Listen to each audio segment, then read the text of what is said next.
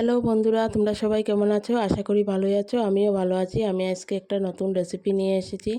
রেসিপিটা কি দেখো, আমার সাথে থাকে। প্রথমে কচুর লতিগুলো আমি ভালো করে কেটে নিলাম ও খোসা ছাড়িয়ে, আর কাঁঠালের বিচির খোসা ছাড়িয়ে ছোটো ছোটো করে কেটে নিলাম।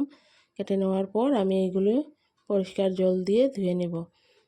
প্রথমে ছোটো ছোটো করে কেটে নিলাম, তারপরে আমি লতিগুলো কেটে রেখেছি সেইগুলো ভালো করে পরিষ্কার জল দিয়ে ধুয়ে নিলাম। ধুয়ে নেওয়ার পর আমি রান্নাটা বসিয়ে দেবো। কেমন করে আমি রান্নাটা করি দেখো, আমার সাথে থাকে। প্রথমে লতিগুলো ধুয়ে নিলাম ভালো করে, ভালো জল দিয়ে। আর কাঁঠালের বিচিগুলো ভালো করে ধুয়ে নিলাম। নেওয়ার পর একটা বলের মধ্যে আমি জল নিয়ে আর নুন দিয়ে জলটা একটু গরম করে লতিগুলো আর কাঁঠালের বিচিগুলো ঢেলে দিয়েছি। ঢেলে দেওয়ার পর আমি একটু নাড়িয়ে দিলাম।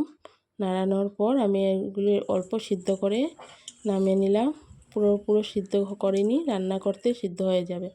প্রথমে গরম কড়াই বসিয়ে দিলাম গরম করতে, তারপরে তেলটা গরম করে নিলাম। তারপরে ফোড়নের মধ্যে শুকনো লঙ্কা দিয়ে আর এই সিদ্ধ করে রেখেছিলাম লতির কাঁঠালের বিচিগুলো, সেইগুলো দিয়ে আর নুন দিয়ে দিলাম। এর মধ্যে হলদি পাউডার দিয়ে দিয়েছি আর কাশ্মীরি লঙ্কার গুঁড়োও দিয়ে দিলাম।